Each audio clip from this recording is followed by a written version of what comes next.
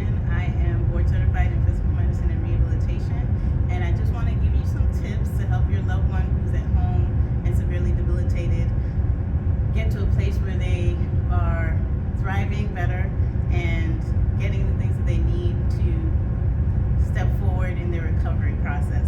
So right now I'm going to show you some range of motion exercises that you can do at home with them to encourage blood flow getting to their brain and any wounds that they might have so they might heal faster. And I want to stress the importance of pressure relief.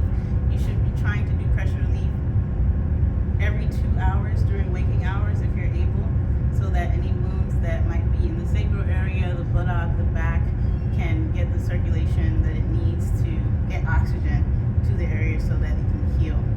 And nutrition is also very important as well. So if your loved one's at a place where they're not eating much, you can get supplements like Ensure, Jeopardy, Juven.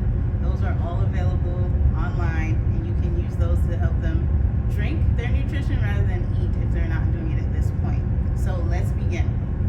It's very important that you get mobility in all of the joints. So from the top down, I'm going to start at the neck. So just gently take their head and move it left and right, forward and backward. Move down to the shoulders. I'm only going to do one side of the body, but you want to do it bilaterally. So I want to do shoulder extension, flexion, abduction, adduction. I want to move down to the elbow, flex, extend, wrist, extend, flex, even the finger joints. I want to stretch them out, bend them, hit the thumb as well. You move down to the hips. You're going to flex. Try to bring it up to the chest as far as they allow you without discomfort. You also want to abduct the hip, so bring the leg away from the body. And then adduct the hip, crossing it over the opposite side of the body. And to get more range in that motion, you bend the knee and you cross over so you can get a little more stretch in there.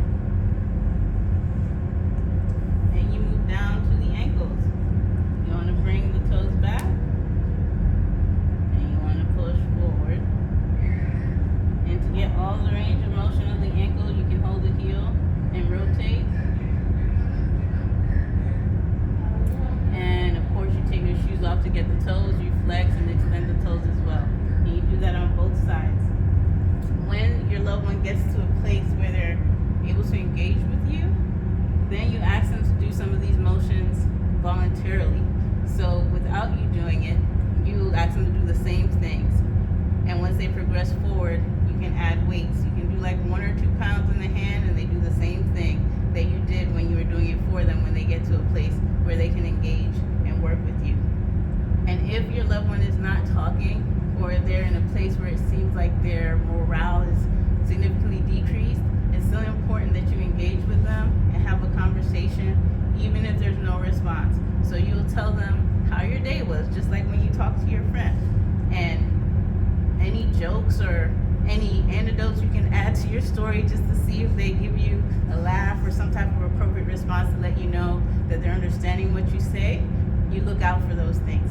And I find it easiest to do those things when you're doing oral care. So if you're brushing their teeth, have that conversation while you're brushing their teeth, because you're already stimulating the motor function of them talking while you're engaging in conversation.